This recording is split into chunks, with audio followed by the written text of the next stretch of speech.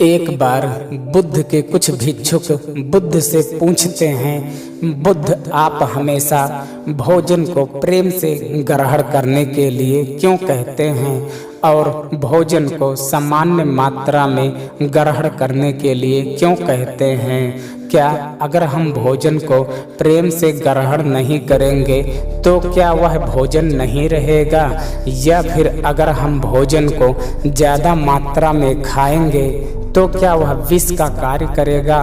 बुद्ध कहते हैं, हम जैसा भोजन करते हैं हमारे विचार उसके अनुसार होते हैं। भोजन से यहाँ बुद्ध का मतलब है जो कुछ भी हम ग्रहण करते हैं, चाहे वह जानकारी हो या खाद्य पदार्थ, ये दोनों ही हमारे जीवन को प्रभावित करते हैं। बुद्ध अपने भिक्षुओं से कहते हैं, मैं तुम्हें एक छोटी सी कहानी सुनाता हूँ। एक बार एक साधु एक जंगल में रहता था। जो भी व्यक्ति उनके पास जाता वह साधु उस व्यक्ति की समस्या पल भर में दूर कर देते थे। धीरे धीरे सभी गांव के लोग उस साधु के पास जाने लगे और अपनी समस्याओं का हल उस साधु से पूछने लगे।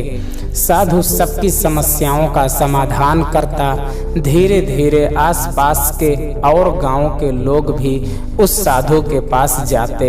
बात फैलते फैलते राजा तक पहुंची और राजा भी एक दिन अपने मंत्री के साथ उस साधु के पास गया और उस साधु से बोला, महात्मा जी, मैंने आपके बहुत चर्चे सुने हैं, आपके पास हर समस्या का समाधान है। मैं चाहता हूँ कि आप क्यों अपना समय इस जंगल में व्यतीत कर रहे हैं। आप मेरे साथ महल चलिए, वहाँ पर मैं आपको हर सुख सुविधा दूंगा। आप यहाँ पर ठीक से भोजन भी नहीं कर पाते होंगे, यहाँ पर पेड़ों के फल तोड़कर खाते हैं। आप मेरे साथ चलिए, मेरे महल में तरह तरह के स्वादिष्ट व्यंजन होंगे, आप वहाँ उनका स्वाद उठाइए। यहाँ कहाँ अपना समय बर्बाद कर रहे हैं। वह साधु उस राजा से मना करता है, परंतु वह राजा नहीं मानता। वह जबरदस्ती उस साधु को अपने साथ ले जाता है और उस साधु को वह राजा हर सुख सुविधा देता है। समय बीतता है और धीरे धीरे साधु का व्यवहार बदलने लगता है। आप विश्वास नहीं करेंगे, उस राजा के महल में रहते रहते उस साधु का व्यवहार पूरी तरह से बदल जाता है। इस बात को वह साधु भी समझ नहीं पाता कि उसे हो क्या रहा है।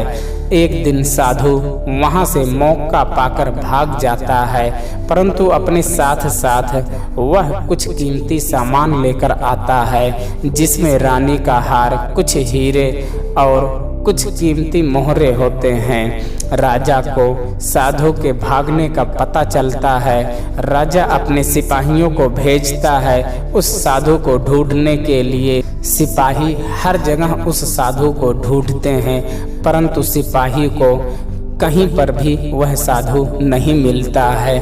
वह साधु जंगल की ओर भागता है।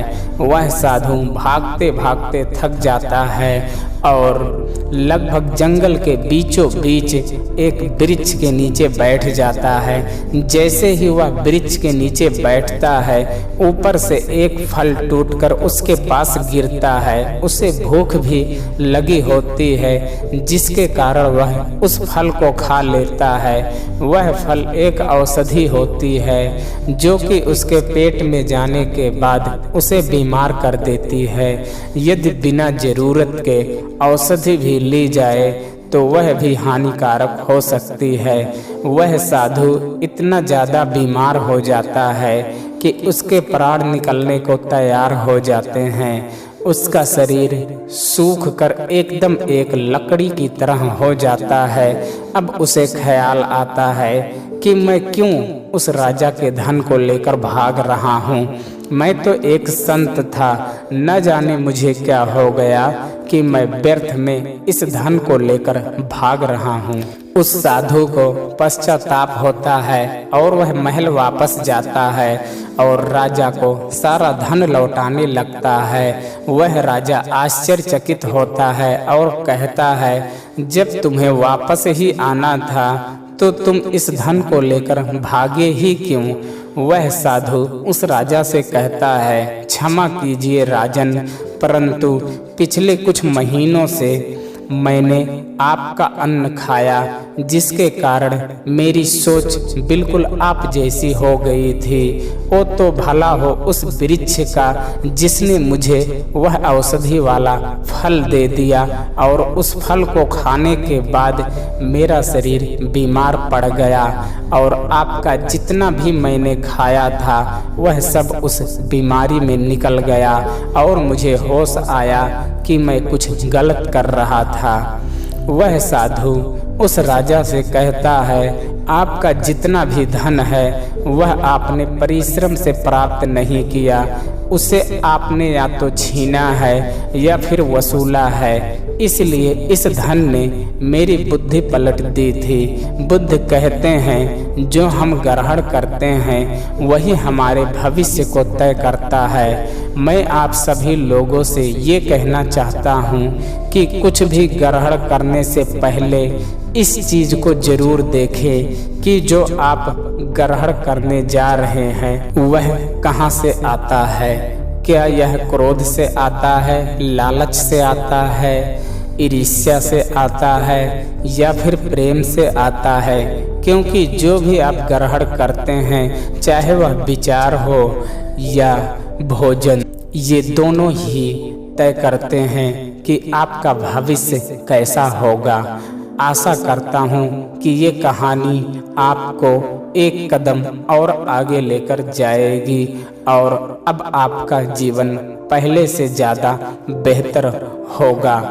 और दोस्तों, कमेंट बॉक्स में कमेंट करके ज़रूर बताइए कि ये कहानी आपको कैसा लगा। और दोस्तों, अगर आप हमारे चैनल पर नए हैं तो चैनल को ज़रूर सब्सक्राइब कर लीजिए।